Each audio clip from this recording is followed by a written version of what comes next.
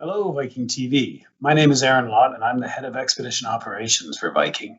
I've been here at this position for about 2.5 years. I'm very excited to be here today to talk to you about the Antarctic, as I've been traveling to the Antarctic for the last almost 25 years, with many more than 100 voyages to the frozen continent under my belt. I'm happy to tell you more about one of our exciting expedition itineraries. Viking has created the ultimate itineraries for those of you who have dreamed of discovering truly remote wilderness. Today we'll focus on one of our signature expedition voyages that allows you to sail from the tip of South America to the last continent of Antarctica. Antarctica, home to towering mountains, glacial plateaus, and colonies of penguins. Magnificent wildlife and dramatic, unexplored landscapes will unfold before you during landings and excursions, and as you relax in the comfort of your state-of-the-art stateroom. We'll start with a short video about this 13-day journey. Follow in the tradition of the great polar explorers, setting your sights on Antarctica with this fascinating 13-day itinerary. Your once-in-a-lifetime journey begins in Argentina's capital, Buenos Aires. Then it's on to Ushuaia, the southernmost city in the world. From here, you'll sail past legendary Cape Horn and cross the fabled Drake Passage as you head for the bottom of the world. Antarctica. This is nature at its most flawless. An immense wild land of extremes and rugged beauty. A place so remote it eluded discovery until just 2 centuries ago.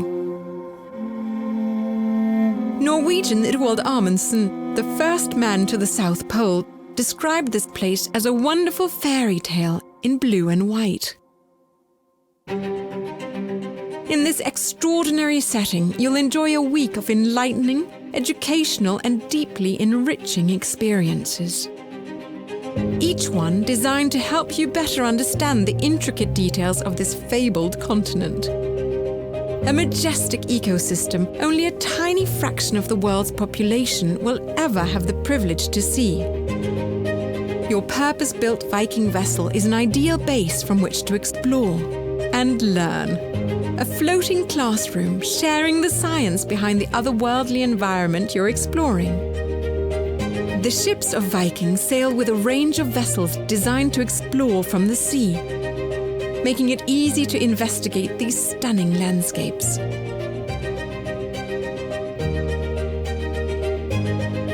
As you travel these dramatic waters, your nature-based schedule will be optimized to take advantage of weather and, most importantly, wildlife viewing opportunities. You have a front row seat in nature's greatest theatre when Antarctica's locals decide to put on their display.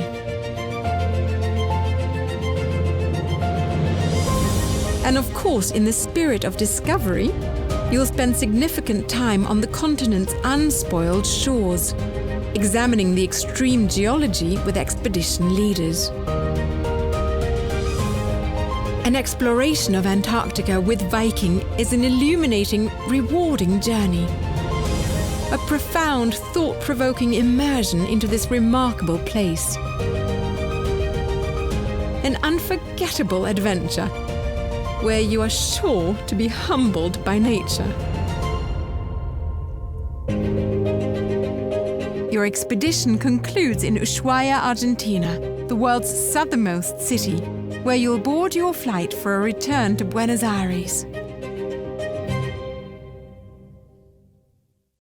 The Antarctic Explorer itinerary is available in one direction, beginning in Buenos Aires, Argentina, and taking you south to Antarctica before disembarking in Ushuaia, Argentina. Over 13 days, you will visit 2 continents and up to 3 oceans.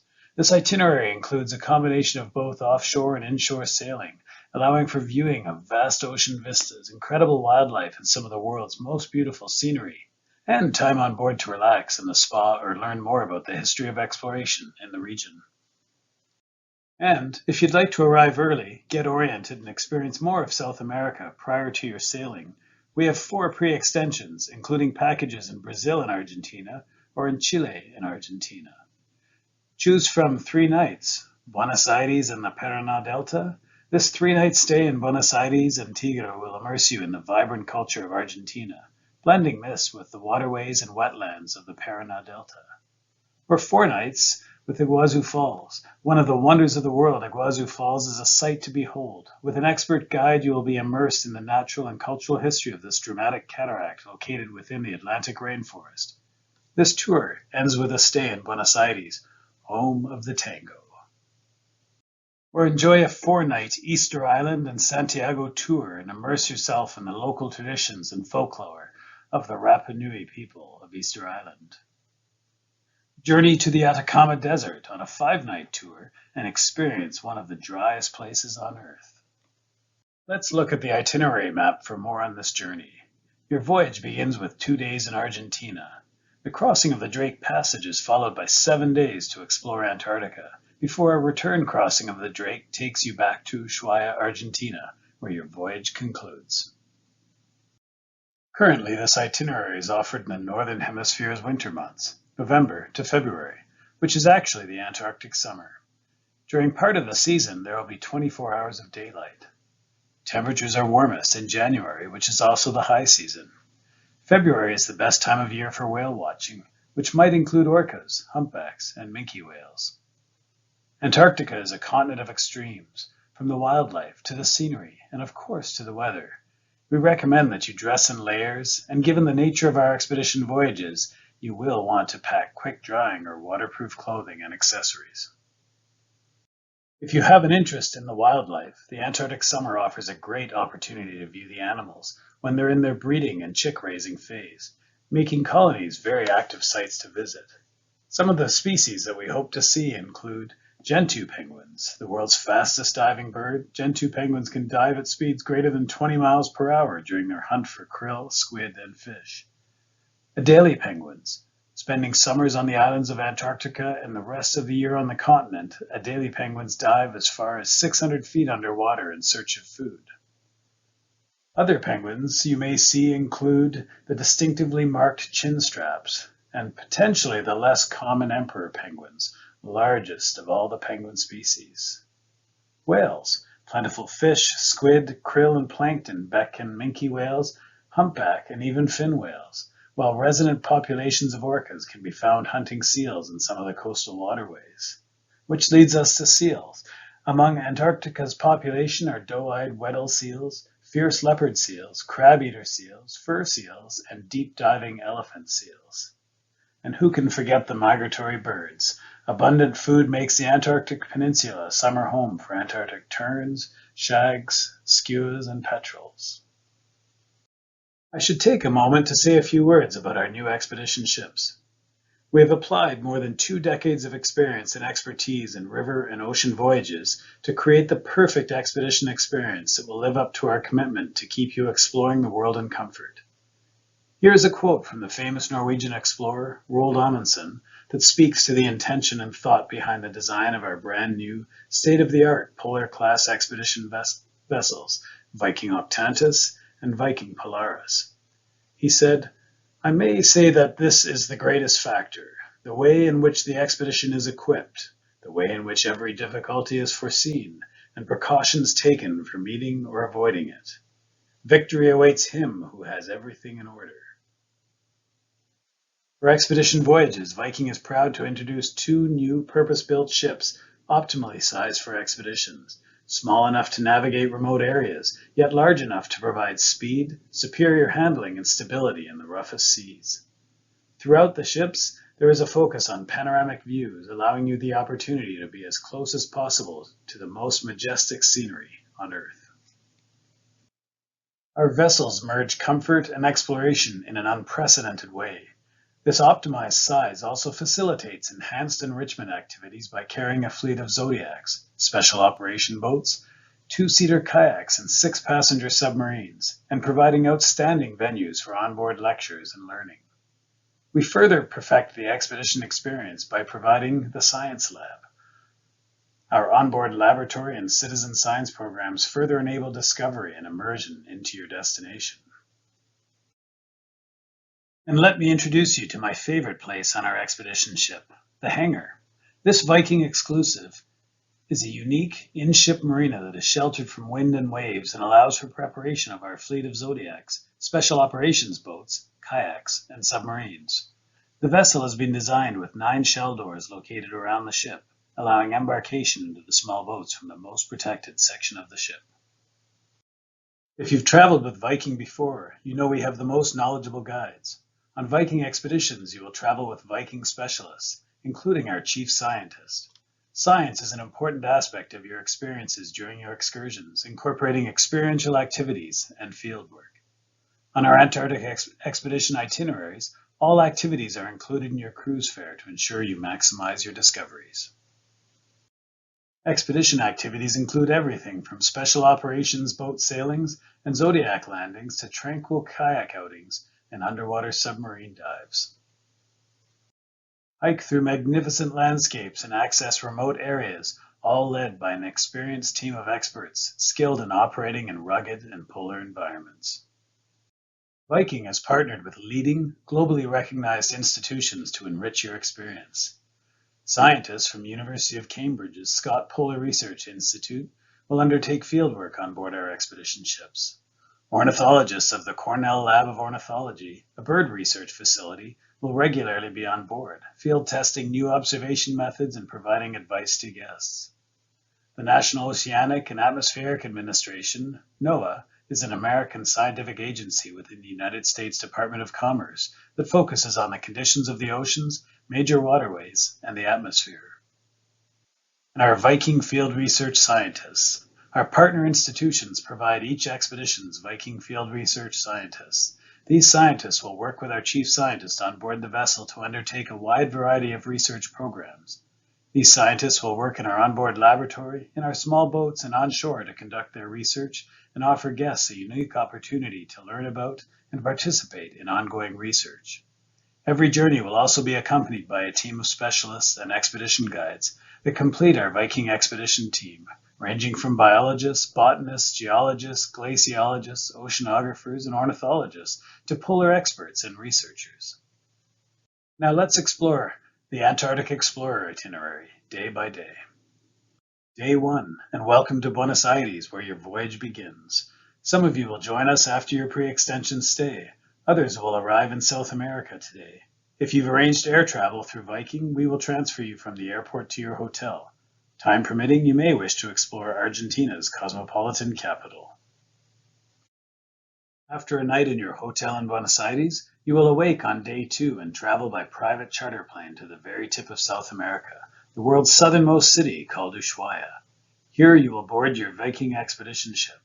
As you explore your ship, take time to familiarize yourself with the various areas on board and meet your expedition team.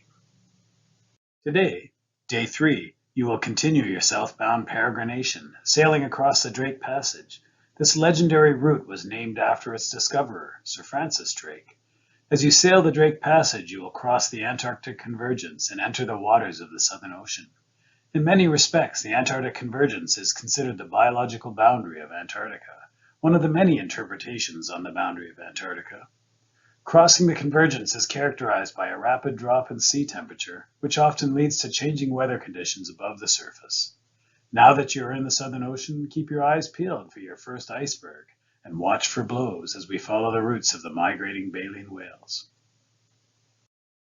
You will have an opportunity to learn more about Antarctica, its exploration history, natural history, and geologic history through the opportunity to attend a lecture from one of your ship's many Viking specialists. This can be done in our magnificent lecture theater, the Aula, or viewed live on your stateroom TV, or on demand at your leisure while enjoying the comfort of your stateroom. Day 4 finally arrives, and with it comes your first views of Antarctica. Welcome to this incredible place. Welcome to Antarctica, where you will have 6 days to soak up the majestic beauty of this isolated corner of the globe. Keep an eye out for whales in their natural habitat, or partially out of their natural habitat, as shown in this image. Scan passing ice floes for seals and penguins, and search for the elusive snow petrels and Antarctic petrels flying over the waters of the Antarctic Peninsula. Landscapes include colorful lichens and rocky beaches. Each piece of ice is a unique sculpture, sculpted by the wind, waves, and sun for you to appreciate. For Antarctic expedition voyages, a detailed packing list will be provided. To further ensure that you get the most out of your experience, guests will receive a Viking expedition kit, which includes the use of boots, binoculars, waterproof pants, and outerwear, plus a Viking expedition jacket to keep. One of your shore excursions today might include kayaking among glaciers or hiking a snow-covered beach. Our small craft allow you to experience your surroundings up close. Note the distinct crackling sound that bits of floating glacial ice, called brash ice, make as air bubbles trapped inside are released. This is a reward that comes from journeying out in a kayak or a zodiac. The scenery of Antarctica is as breathtaking in person as you can imagine it to be. Zodiac cruising, special operations boat cruising, kayaking, and submarine dives all offer different experiences to shore excursions. And your expedition vessel, Viking Octantis or Viking Polaris, has many comfortable places to enjoy a panoramic view, from both inside the vessel as well as out on the outer decks. A favorite place to sit and reflect on the experience has been the Finsa Terrace, our stern deck and located just outside the aula, our lecture hall. Our expedition team will be found around the ship, in the small boats and on shore, to answer your questions and interpret the sights. Day 11 arrives and you are back at sea, navigating northwards across the Drake Passage as you travel back to Argentina. After many days of mind-changing exploration, this is a perfect time to relax with a treatment at the Nordic Spa and reflect on the experiences gained. Enjoy the Explorer's Lounge as we continue north across the Drake Passage, or wander down to the onboard shop in search of a special keepsake. Attend a lecture in the aula, where our Viking specialists will bring the experiences together in a thought-provoking way. Coming from the mid-60s of south latitude, we have traveled north to approach the 56th parallel, seeing the islands of Tierra del Fuego, and more specifically the Cape Horn archipelago. As we sail past Cape Horn, we'll sail through the fabled waters where the Atlantic and Pacific Oceans meet. The Cape was originally named Kap Hoorn by a 17th century Dutch merchant and explorer, William Schouten, after the city of Hoorn in the Netherlands. To this day, rounding the Cape is a milestone reserved for experienced sailors. On your Viking expedition ship, you will join the ranks of other intrepid seafarers who have completed this legendary passage between the two oceans. Leaving the Drake Passage and Cape Horn behind, we sail back into the Beagle Channel and back to Ushuaia. Keep your eyes peeled as you sail past islands in the Beagle Channel, watching for seal and bird colonies. After breakfast on board, many of you will disembark and proceed to the airport for your return flight home. Some of you will opt to continue your voyage with one of our extension packages. We have one fantastic post-extension package, our 5-night Gateway to Patagonia experience. This exploration of Patagonia will introduce you to yet another region of unparalleled beauty. Having visited Antarctica more than 100 times, it is really a miracle that I've been able to keep this presentation as succinct as it is. Trust me when I say that this has been a struggle. Thank you for joining me today on Viking.TV. As this concludes our presentation, I'm now happy to answer any questions you may have. I hope you enjoyed the images and a bit of information, and I think Heather's got some of your questions that perhaps I can answer now. Thank you, Aaron. We'll start with some questions about the submarines, as we've had quite a lot of those today. So Sam in Vancouver asks, do we have the chance to experience the excursion, and is it free of charge? And then we have Charlie in Atlanta who asks, how do you sign up for the sub, and does everyone get a chance to go? Yeah, thank you for those questions, both Sam and Charlie. And yes, we expect to be able to operate the subs this coming season. We've been using them through the Great Lakes. In fact, we had some people down in the sub today on Georgian Bay. So they're operating, and they are included. They're free of charge. It's an excursion that's included in the price of the voyage. There are some limitations, obviously, going into a sub. we have payload restrictions. There's mobility to get in and out of the sub, and our dive officers on the ship will run through a briefing and give you a little more information about that. You will have the opportunity to pre-book the diving, and that'll open up in My Viking Journey when your voyage opens. Usually, our goal is to have it open at the same time as the rest of the activities open in the voyage, and you will be able to book a day of the voyage to go for a dive.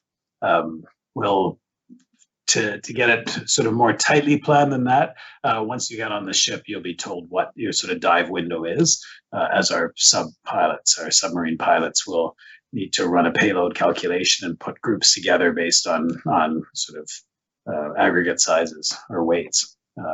But yes, we're looking forward to operating. We had a couple of test dives and a couple of dives last year, and then we've had a great summer on the Great Lakes with the subs. Thank you. A question here from Michelle. She's in Miami, and also a similar question from Paul in the United States. So Michelle asks, what is the intensity level of the expeditions? Do you think they can still enjoy this itinerary if they don't kayak or want to walk on the snow?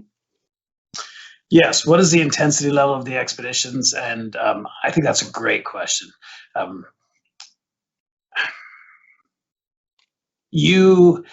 You come with what you want to do. You come with what you want to experience, and we will find a way to cater to that.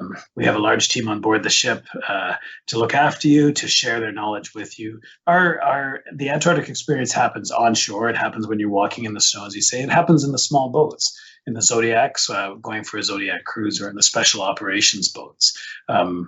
The special operations boat you can get into from inside the ship in the hangar. So it's a level walk across from where you're waiting to board into the boat. You sit down in your seat, and then the boat launches. You go for your boat ride, come back, and jump out again, level, comfortable inside the ship. So we can cater to all activity levels, and I started to say that Antarctic experience happens on shore, it happens on the water, but it also happens on board the ship. The Finsa Terrace outside the Aula, that stern terrace, makes a fabulous viewing platform to just sit out there and enjoy the views around the back of the ship. Why around the back of the ship? Well, if we're going forward, we get a bit of lee, a bit of shelter there. But also there are bird species we see in the Drake Passage, but also down in the Gerlache Strait that tend to be ship following. They're following behind the ship as the propellers are stirring up the water. They're bringing nutrients to the surface, and the birds are diving down and feeding. So that's a great place to sit and watch some of the bird life and sea life. But we also have fantastic viewing spaces from inside. I've thought the deck 5 in the Explorer's Lounge, the upper deck of the Explorer's Lounge, having really nice viewing forward. Then deck 4 as well, beautiful forward viewing. A little busier, that's where the bar is. You can get the bar service or table service upstairs as well, but it's sometimes a little quieter up there if you just want to reflect on the space. And then the living room, comfortable seats facing out in either side of the living room, also on deck 5. So you can really experience that. Now experiencing it, seeing it on one hand is part of it. Learning about it is the other part of it. And our enrichment program is designed to happen on shore, but also to happen on the ship through lectures, through workshops, through engagement with the scientists on the ship and assisting with some of their science work. You don't need a PhD or even a master's degree to assist them. They will assess your capabilities and assign a task that falls within your ability. But getting involved in the science is a great way to learn about and experience Antarctica. Wonderful. Thank you, Aaron. Question here from Lawrence in Fort Lauderdale, and he asks, are the necessary coats, hats and boots provided by Viking? Yes, so coats and boots are part of the kit that will be for you, waiting for you in your cabin when you embark in your stateroom. And hats, we don't provide the hats. hats are a very personal thing. Each person likes their own specific hat and design and shape and color, and so hats. Recommend you bring your own hat. If not, we have some wonderful hats in the boutique on board the ship. Probably, I would guess, Norwegian, Scandinavian inspired designs, and they're beautiful, very warm. But the coats are yours to keep, and the boots we provide for the duration of the voyage, and then we'll collect them at the end of the voyage, so you don't have to worry about packing boots down to the ship and home. Perfect. Thank you, Aaron. Question here now from Maureen in Kent, and she asks, are all passengers able to get off the ship for excursions? How long does the activities last? For example, how long can you stay on shore and how long can you stay in the kayak? And is it possible to do more than one activity in one day? Yes, thank you for those questions, Maureen. And Heather, I'll do my best to remember all the aspects. So yes, we plan our operations so that we can get everyone ashore at each landing site. Everyone who wants to go ashore. You're not obliged to go ashore. It's your choice each day. When you book your excursions or your activities in My Viking Journey, you will have an ability to pick time window to go ashore and visit the landing site. You can also visit more than one or do more than one of these expedition activities in a day. My Viking Journey won't allow you to book two activities concurrently, but they will. But if one activity is at a different time, then you could book into those two activities. Those activities include that you'll have the opportunity to book will be potentially a Zodiac landing, a Zodiac cruise, a kayak excursion, a special operations boat excursion. It could be a tour of the science lab. These are all activities that you can book in the day. Getting off the ship sounds to be your something you're keen on doing. So yes, you'd have the opportunity to do a couple of those activities in a day. Not every day. It depends on space availability and the other things you've got planned throughout the course of the journey. But it's certainly you're able to do that. I think there was a question about duration of time in the kayak and duration of time ashore. And that's really quite, for the shore landing, it's quite site dependent. Our goal is to have anybody who wants to be ashore for onshore at least an hour.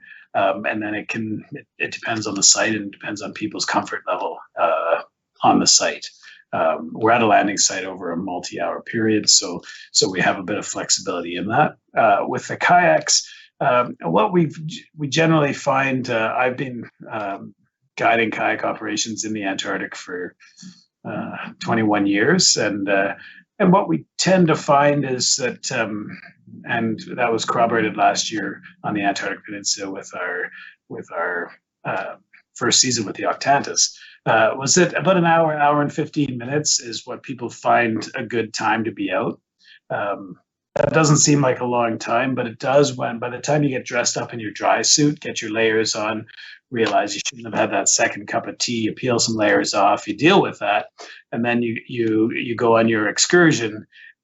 You go down, you get in a Zodiac, you transfer out, you go paddling. So you're on the kayak for about an hour and 15 minutes. And then you're starting to think about, ooh, that second cup of tea is still punishing me. And we find just with the cooler temperatures that people don't last outside quite as long. So that's those are, I think I got most of the questions or answers to most of your questions there. That's perfect. Thank you, Aaron. So we have Greg here in Chicago. He says, we're going on this trip in January. He says, will the submarine go underneath the polar ice cap? And can you tell us a bit more about what he might hope to see under the water? Oh, that's a great question. So I'm excited. I might see you. I'll be on one of the ships in January. So I'll hopefully look forward to sailing with you and excited to have you coming with us. So it's a great question about the polar ice cap and will the submarines go under the polar ice cap. So Antarctica is a continent surrounded by ocean. So the ice, the main ice of Antarctica is on land, is land-fast ice. and we wouldn't be going under any ice that's attached to the shoreline. Generally under fast ice, or under the snout of glaciers. That's a dangerous place to be, in front of glaciers. So we tend to be out in open water, in bays, around islands, and so on. Will we get to see ice from below? Yes, and generally, I was very fortunate last year. They were doing some testing of the submarines, and I got to go down with one of our relief captains and a couple of the pilots in one of the subs, and really, to me, the most exciting part was actually sitting in the submarine on the surface. And I'm hoping that our chief sub pilot isn't watching this, because he groans when I say this. But for me, the most exciting thing was to see the bottom of a small bergy bit, a small piece of ice about that big, maybe the size of a large watermelon. To see that, the bottom of that from below, while being dry, was quite exciting. I'd seen the bottom of ice. I'm a kayak guide, so demonstrating rolling a kayak. I'd seen up from rolling a kayak, but not from being comfortable and warm. Yes, you will see ice potentially from the submarine if there's ice around, and but not under the polar ice cap. Yes, what you do see. Well, there are various. I'm not a marine biologist. There are sea sponges, all kinds of different marine invertebrates that are down on the bottom. And what I found interesting with my short experience was the first 20, 30 meters as we descended, so 40 to 60 feet as we descended, the shoreline was quite clear, and that's from the scouring of icebergs and so on as they grind along, and they're like big bulldozers, underwater bulldozers that just grind everything away. But then as we got deeper, we got into there were sea sponges and so on, glass sponges and so on under on the ocean floor, and it was quite amazing to see. Awesome. Thank you so much, Aaron. We've got a couple of questions coming in about this topic. So I'll just read this one from Norm in Glasgow in the United States. And he says, what can we expect in the Drake Passage regarding seasickness? And can you tell us about the stability of the ship? Yes, I can. So what can we expect in the Drake Passage? Well, there's two Drake Passages, really. There's two crossings of the Drake Passage, but there's two passages. It's the Drake Lake and the Drake Shake, and that's kind of what we say as I've been a long-time expedition leader. The marketing teams don't like me saying Drake Shake and Drake Lake, but that's really what we're experiencing. Now, the stability of the ship. So the Drake Shake is kind of rough. You've got the Antarctic Circumpolar Current, which rotates around, circles around Antarctica. You've got the Drake Passage, which is a narrowing of that ocean, that southern ocean between the tip of South America and the point of the Antarctic Peninsula. So you've got all this water that comes in, and then it has to compress and go through this passage. If you think of a river and the water picking up speed in a river as a river constricts, it picks up speed and gets a little turbulent. That's what happens in the Drake Passage. There are lots of times that the Drake is calm. There's no weather systems coming, and it's just a beautiful crossing. But even when it's not a crossing, I went across last year in 40 knots of wind, and I use a water flask that's got a nice lid on the top here, and I went down to breakfast and left my water flask on my desk on deck 4, I think it was, with 40 knots of wind blowing right beside my computer with water in the flask. And I got halfway through breakfast and I was like, oh no. And I went back up to my cabin, and the water flask was sitting right there, and it hadn't spilled, and I put it away and put the lid back on. The ship is very stable. We've got two things that make it, there's probably 25 features that make it stable, but 2 or 3 big things to my mind. One is the size of the ship. At 205 meters, 600 and something feet, it's a big ship. It's 23 meters wide, 205 meters long. it is built to be stable and comfortable and safe in these seas. And so it's a big solid ship. It moves smoothly. It's got a beautiful feel to it. It's not got a huge decks and decks and decks of superstructure that make it top heavy. The design, I mean, you can see it over my shoulder here. The design, it's an absolutely stunning ship, and that I think is one big part of it that makes it, that it helps with stability. It's got the fins that come out, the active stabilizing fins that come out, that once we're in open water and we're moving, we bring, get up to speed across the Drake, that those fins actively stabilize the ship. And then it's got stabilizing flume tanks, or not flume tanks, but a water ballast stabilizing system as well, that helps with the stability. So that it's a really comfortable ship. What I noticed, I've sailed on, I've crossed the Drake over 200, over 250 times probably, and I haven't been on a ship as comfortable crossing the Drake as I was last year on the Octantis. It's a comfortable ship from that point of view. It just handles the seas well, and our captain, who I sailed with, and I sailed with a few of them, each one of them has been very comfortable with the seaworthiness, the sea handling of the ship. It just flies across the Drake. It's fast as well, so we get across the Drake faster, which gives us the ability. We're not in a race to get there, but what it does is it gives us the ability to get around weather systems. So instead of pounding right through the middle of one, or trying to get away from one and having it overtake us, we have a few extra knots of speed that allow us to work around weather systems. Fantastic, thank you, Aaron. So a question here from Andy in the United States, and he asks, what are the ranges of temperatures we can expect at the sites in Antarctica, both daytime and nighttime? Oh, Andy, I wish you were somewhere other than the United States asking that question, because I am terrible with Fahrenheit. So I'm going to give you the temperatures in degrees, and then I apologize. I usually try to have a conversion up on my computer, but daytime temperatures are around freezing in the early season and the late season, around freezing up to about 10 degrees Celsius above freezing. So 0 to 10 degrees is where I would estimate. It can be up as high in the peak season, as high as 12 degrees, is probably 13 degrees maybe Celsius. Nighttime temperatures dropping to -1, 2, can be a little cooler in October, November, and into late March. We're not there in late March, so that's irrelevant. And during the peak season, the daytime, nighttime temperatures would be 0, -1 Celsius. It's pretty comfortable. Depends on where you are in the United States. You have some fairly temperate climates and some more frigid polar-like climates. So it would be, I would say in many respects, it would be like a Seattle winter's day.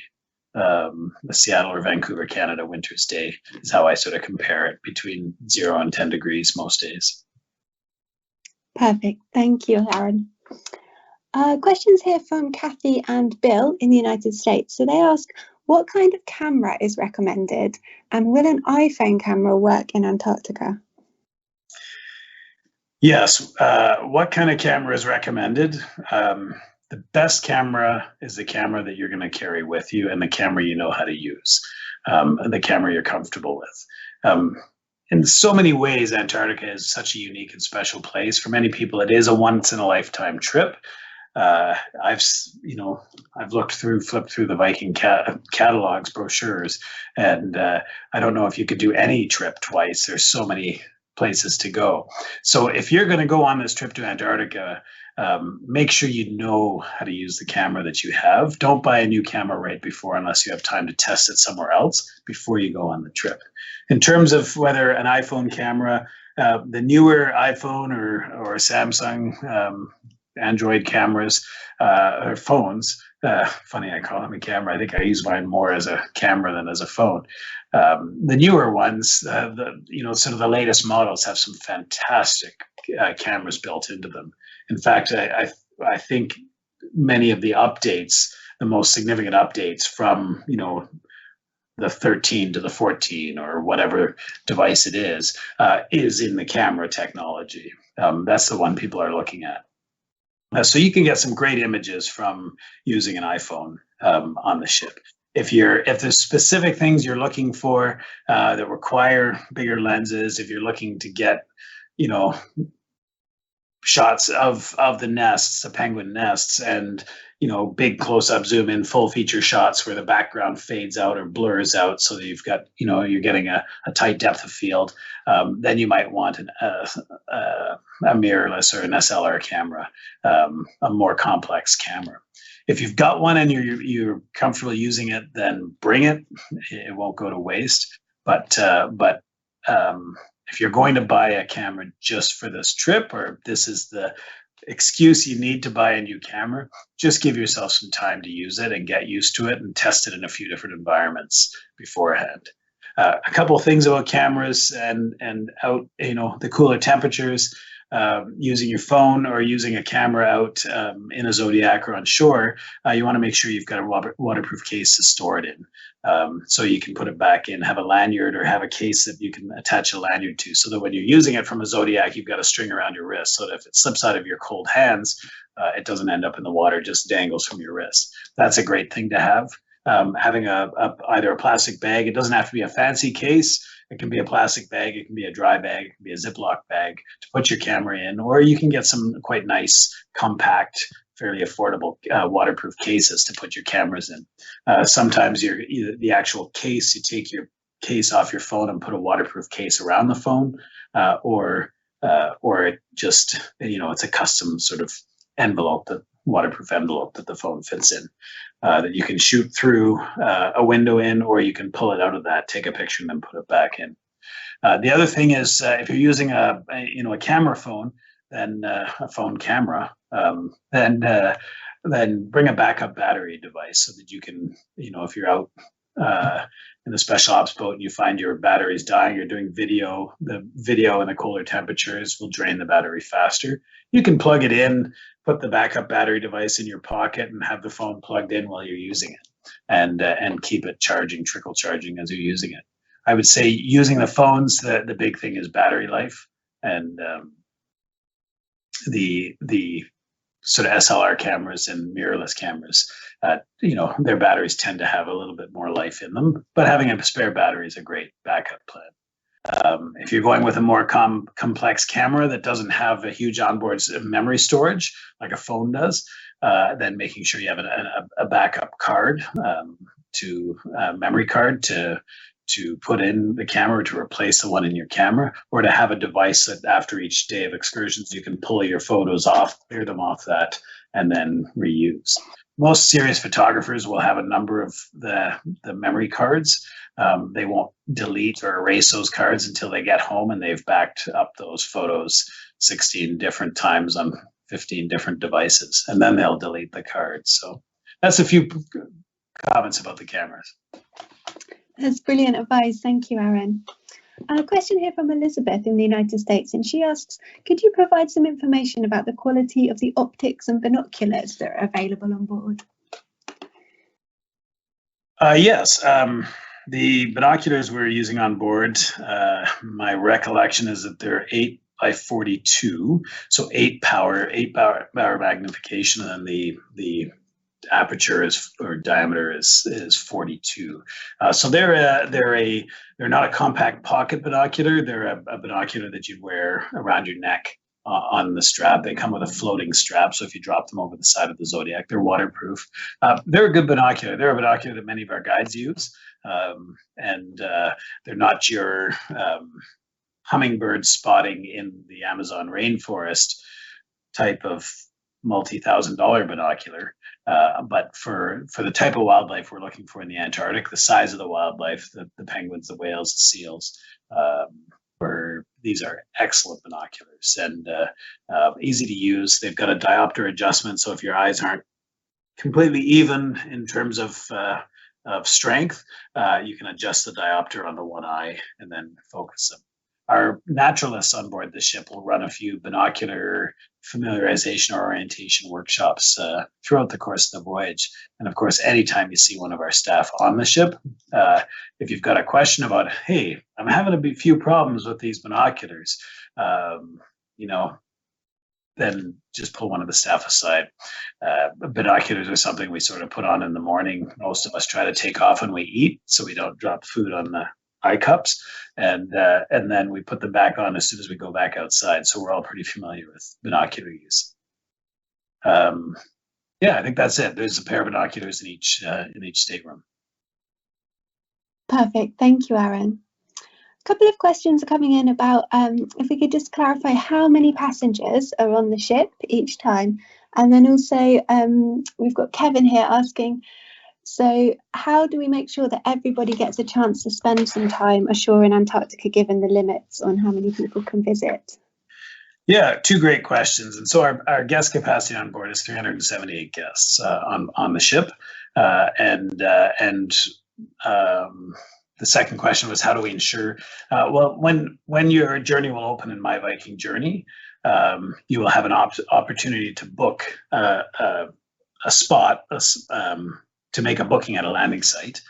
You'll only be able to make one booking at each landing site on each day for a Zodiac excursion, or if we're doing a Zodiac cruise, you have the opportunity to book that.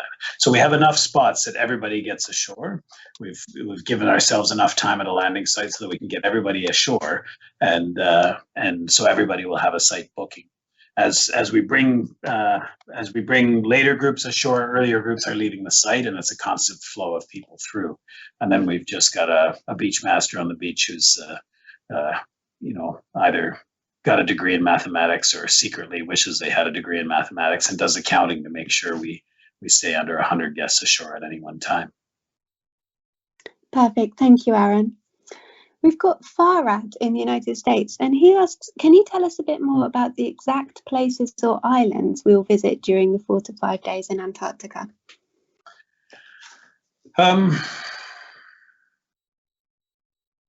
Yes and no. I hate to say no right off the bat. So you will get more details about that when it opens up in My Viking Journey.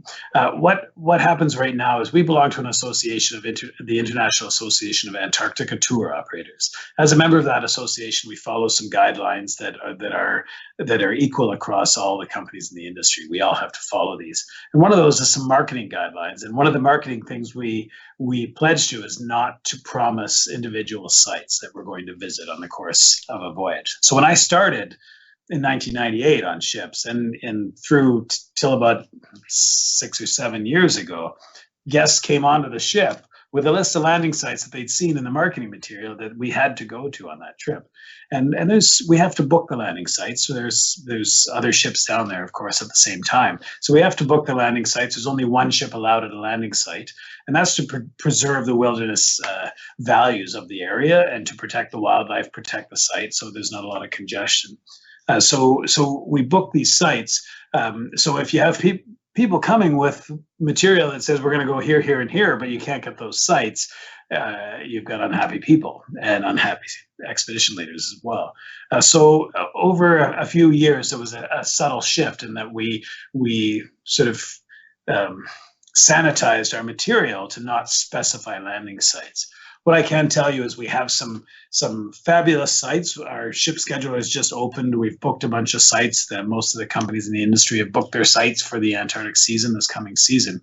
We've got some fantastic sites. We're in the process of just verifying that those sites are the ones that we can get there. Everything's good. And then those will open up. You'll see those specific sites in My Viking Journey. A few things I can say a little more detailed is what we're looking for in picking landing sites is we're looking for sites with penguin rookeries. So we're looking for Gen 2 penguin rookeries, chin strap penguin rookeries, and Adelie penguin rookeries. We're looking for, on all of our voyages, we've planned a site where you'd get ashore on the physical continent of Antarctica. So I view visiting Antarctica as visiting any island, as being within sight of it, as being in the Southern Ocean and crossing the Antarctic convergence. But of course, I can have that sort of more open view. I've been there so many times that if you're just on your one trip there and you want to step foot on the continent, well, we've got a landing that's planned to get you ashore on a continent. And it might be at a penguin colony, it might be at a historical site, but it's will get you on the physical continent of Antarctica. We've got a few stops on offshore islands that have historical value, and our guides will interpret the historical value of those sites. Perhaps they're sites that have been were used for sealing or for whaling, or they could be sites that are used for early scientific stations. And we aren't visiting the science bases at the moment. There's still the pandemic, the COVID pandemic shutdown of those bases, because those bases are quite isolated. They don't have the complex medical care on board. They don't want us visiting the sites and potentially bringing something to the station.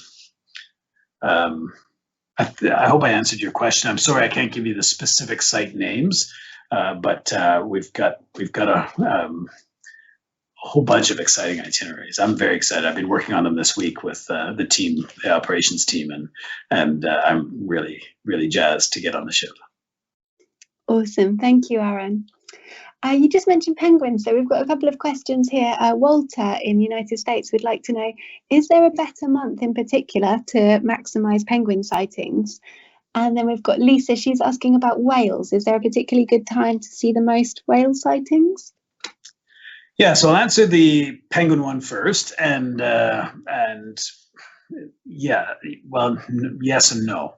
It depends on what you want to see. Early in the season, as we start in November, what we're going to see is the penguins are coming back ashore and they're finding their nesting sites. They're building their nests. Sometimes they're sitting patiently on the snow above where their nest is going to be, waiting for that snow to melt down.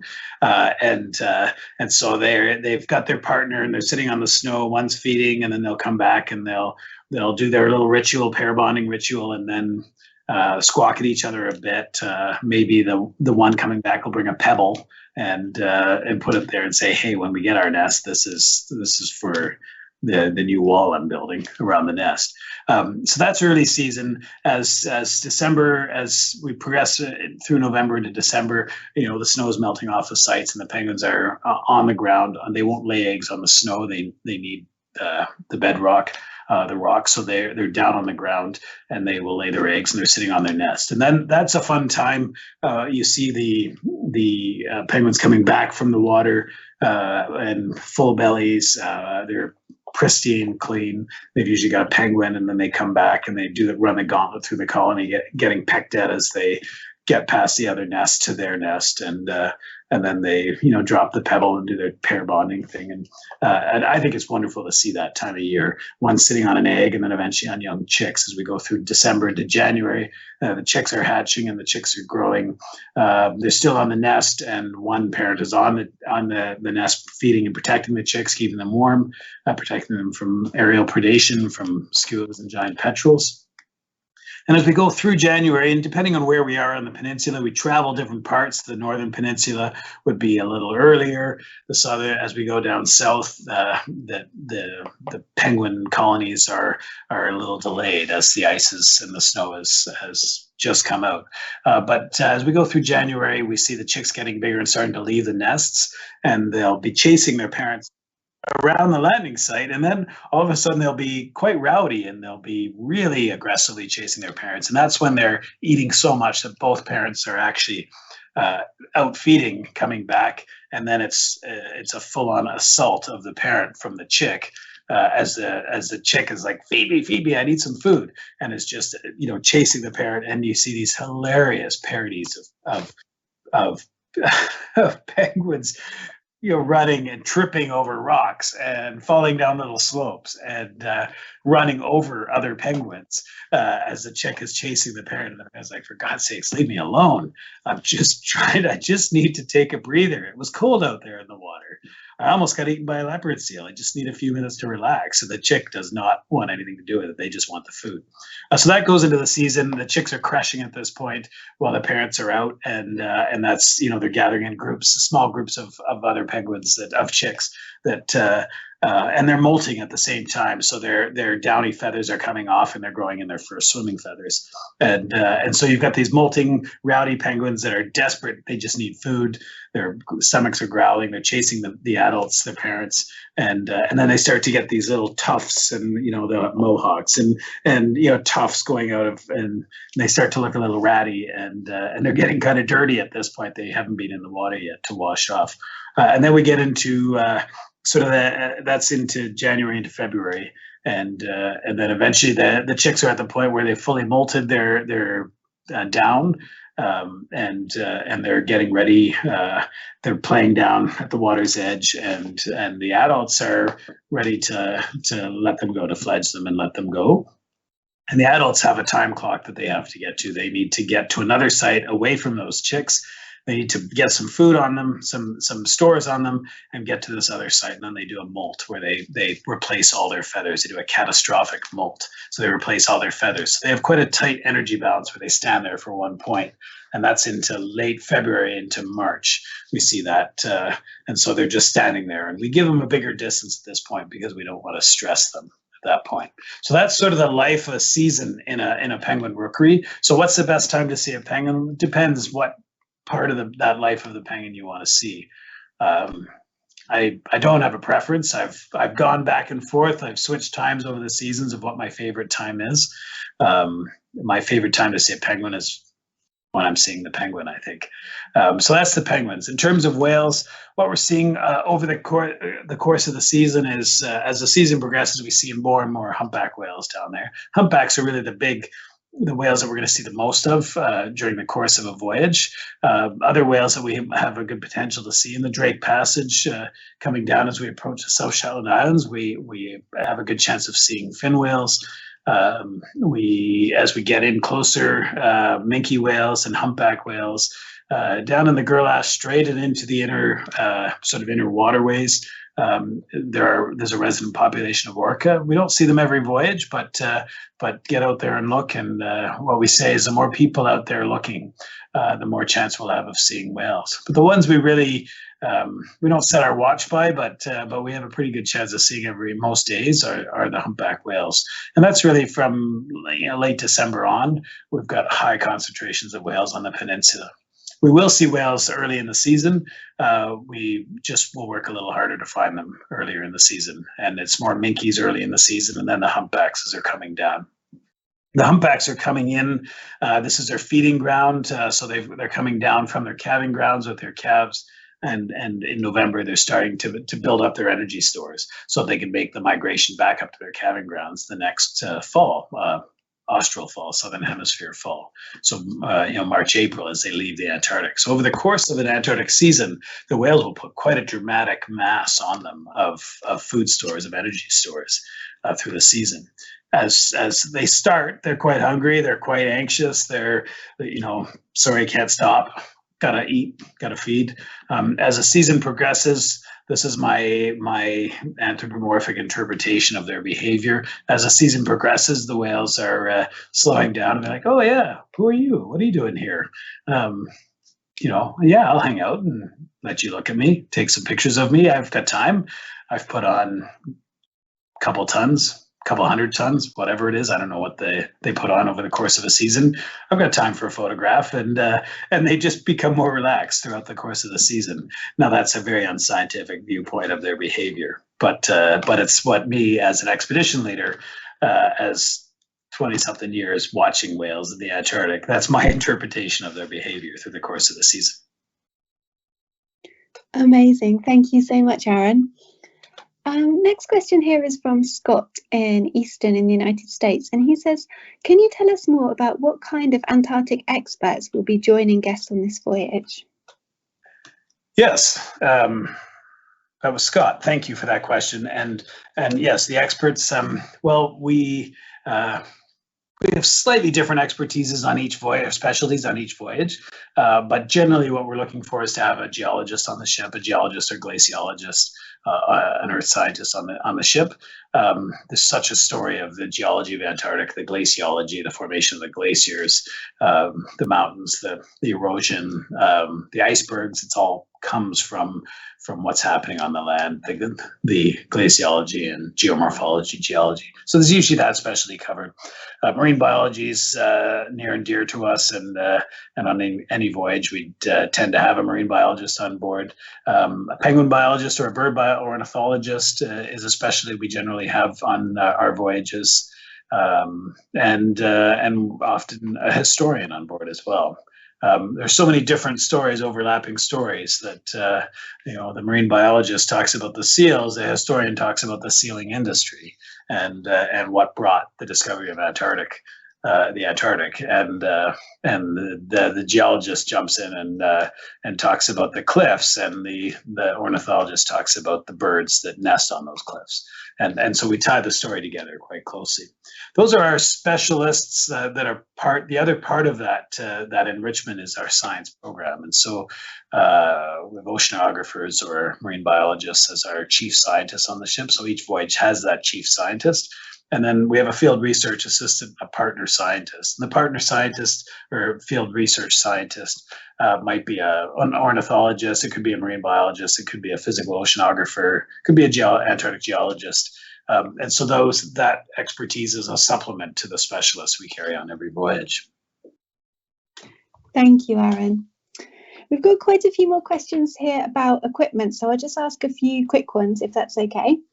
So we have Eileen in Long Beach asks, can you bring your own waterproof boots if you'd like to? Well, yes, Eileen, you can bring your own waterproof boots if you'd like to, but and really, if you have sort of footbed issues or mobility issues that you're really comfortable in those boots and you feel you're going to have a much better experience, then do that. When you get on board, we'll ask you to biosecure them, to clean them and make sure and sanitize them. And so we'll have a station, a biosecurity station, that on the Drake Passage heading south, we'll say, hey, if you brought any of your own stuff, come on down right now and we'll have a little biosecuring party. So we'll have a vacuum to clean out the inside of the boot and the scrub brushes and we'll help you with this. We'll scrub the sole of it, and then we'll have a dipping trough to dip the boots in. So you can bring your own boots. We have fantastic gum boots. These are designed specifically for Viking by a designer that is known for designing some of the designs of the bog boots and the muck boots. So it's a neoprene boot. It's got a very good tread for two things: one for stability and traction, but the other for shedding guano, and it doesn't pick up a lot of stuff. Between each landing site, we're going to actually have you biosecure, clean your boots off, go through a boot washing machine, clean your boots and sanitize them. So our boots are designed to make that process fairly simple. They don't have really tight lugs. So if your boots are tight lugged, then you might want to think twice, because you'll spend a bit of frustrating time trying to get stones and guano and so on out from those treads. But you're welcome to bring your own. Perfect, thank you. And a quick question here from Susan in the United States. Do I need to bring my own trekking poles departing in February for Antarctica? No, that is a great question. We were just talking about this here in the office today. No, you don't need to bring your own trekking poles. We've got lots on board. And when you come ashore, those trekking poles will be on the beach ready to go. They're fairly easy to adjust, but if you need help, one of our staff will be there to help you adjust them to your length. And we've got enough that you can have 2 trekking poles, or you can just grab one. And so, yes, that might save you a little extra thing to pack. Wonderful, thank you. And finally, on this topic, Michael in Lino Lakes in the United States says, we're sailing in December.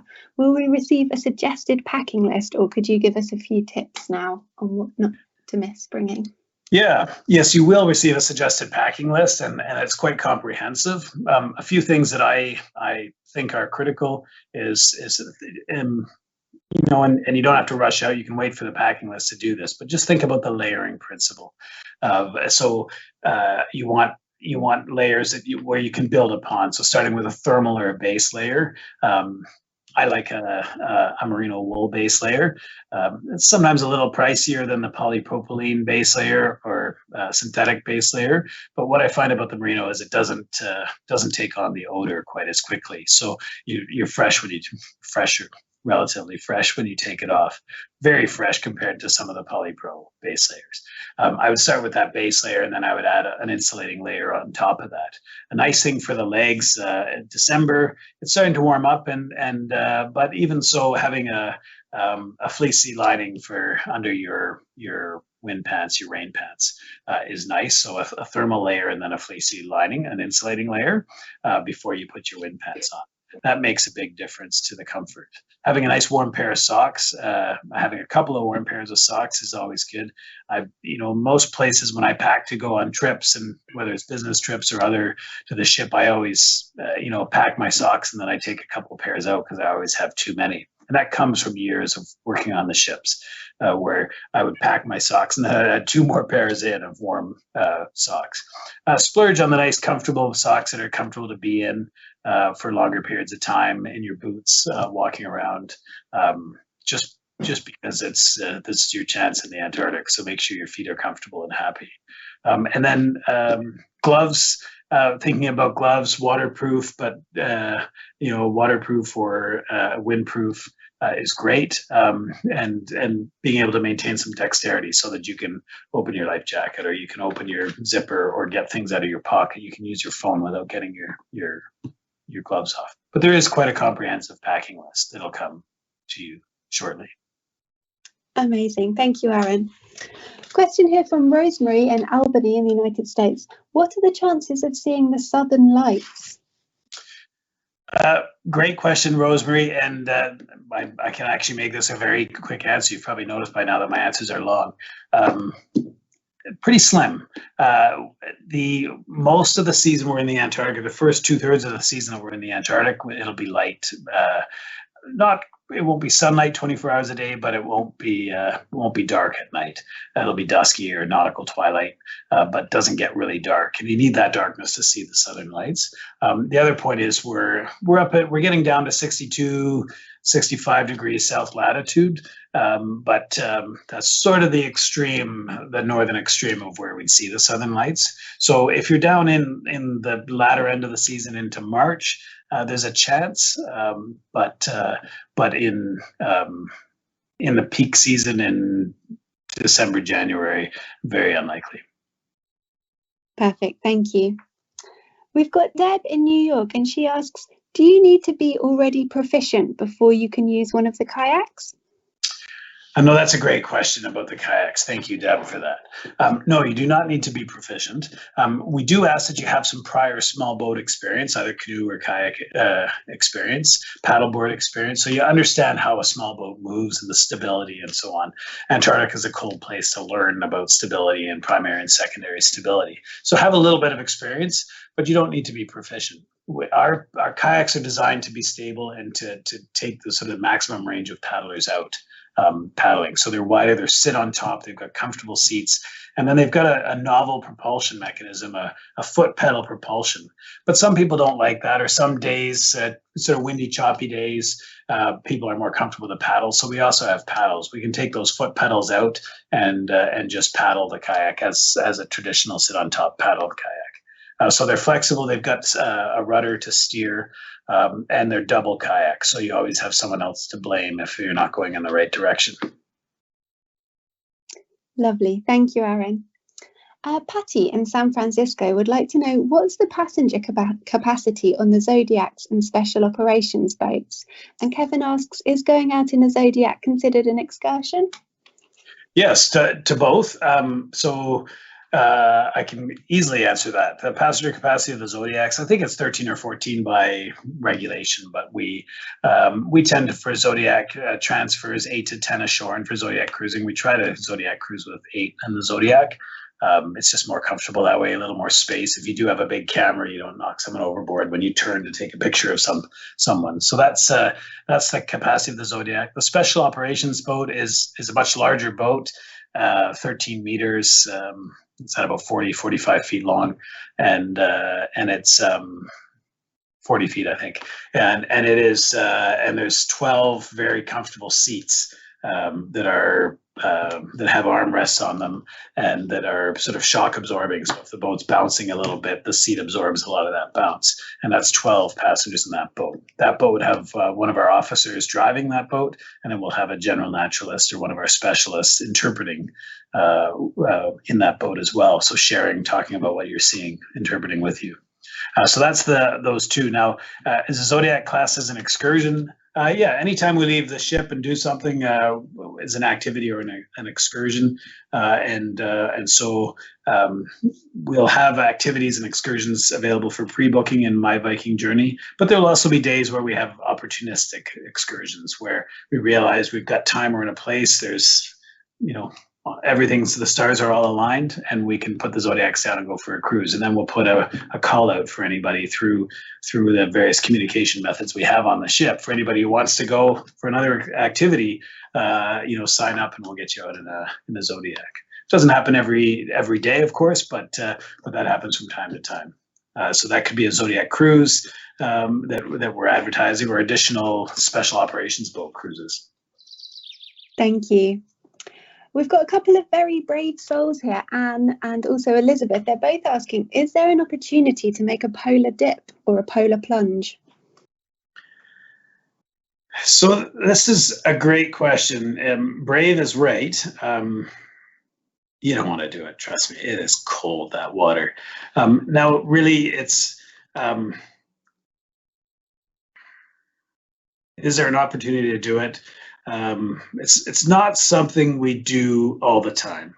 We really need it becomes a decision of the medical officer, the doctor on board the ship, for each person, whether that's something that we're going to that the doctor is going to sign off on each person going. It's quite a shock. You get quite a sort of a cold shock when you jump in from being bundled up, being inside the ship, and then being bundled up and then jumping in the water.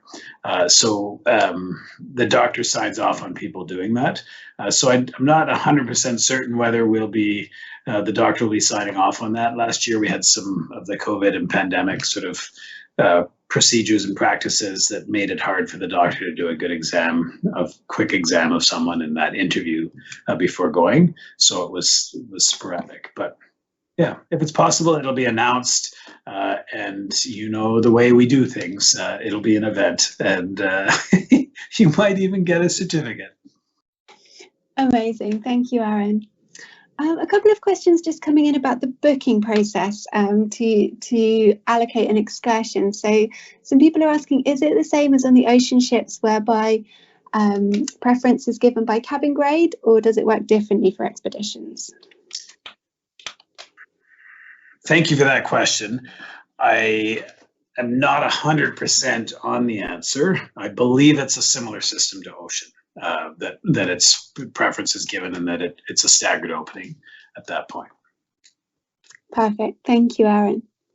A question here from Dawn. She's in Atlanta, and she says, we're so excited to have signed up for November's Viking Polaris expedition. She says, I'm a biology teacher, and I'm wondering if there are things we can do before or after our cruise to assist with the education efforts in this area. Yes, I'm sure there are. I'm not sure about before the cruise, but certainly where the benefit will be is, this is exciting. We have a chief scientist on board. We've got a lab. We've got a field research assistant, and there'll be a field research scientist on board the ship. So cozy up to those people and get to know them, get to understand, find out what they're doing, and they will be able to tell you how they can integrate. They're scientists, but they're also into the enrichment education, promoting the science that's being done, the important work that's being done in the Antarctic. So I'm sure they would be very keen to have a biology teacher show interest and be willing to do something. And we do have some ways that they can communicate and follow up with some of the projects they're doing, or connect you to some of our science partners that might be close by to where you are. So, wow, that's really exciting. Awesome. Thank you, Aaron. So I think this is probably the last question we've got time for tonight. So we'll just finish on one about availability. So we've got Diana who'd like to know if there is still any availability for January or February 2023. And Linda, who would like to know, when does the winter of 2024 become available? hit me with the two hard questions at the end. I'm sure with both ships going down to the Antarctic, there's a few spots here and there. So I would call in. I wouldn't wait too long. I would call in, and I would like to think that I'm going to influence a bunch of people. So get in there first. But really, I mean, the spaces are filling up. So call and your booking agent that you've dealt with before, and they'll let you know exactly. But I have a feeling there's we can make space. We have a few cabins here and there throughout those peak season voyages. Not a lot, but we do have some. The shoulder season, we've got a little more availability in the early season and the late season. But yeah, so call up in terms of when the next season is coming available. I'm sorry, that's just a little outside my knowledge base. But check in with your sales agent, and they will be able to answer those questions very quickly. I'm sorry, my expertise is more operations, and my passion is polar, as you can tell. So I sometimes forget some of these other details. Not at all. Thank you so much, Aaron. That's been so informative. Thank you for answering so many questions tonight. Oh, my pleasure. And thank you, folks, for signing into Viking.TV this evening or today. It's been wonderful to have your questions and to see the interest and excitement. And I hope you felt my passion for the place. And I do look forward to seeing you on board. And of course, if you do have other questions, then reach out to your contacts and the sales team that you've dealt with before, and send the questions. And they do have a really broad knowledge base and access to the information to answer those questions. But if not, they also have the ability to reach out to those of us on the operations team to get a little more information that might be specific to your question. So thank you very much. Have a wonderful day, and we'll see you on a ship someday down the road.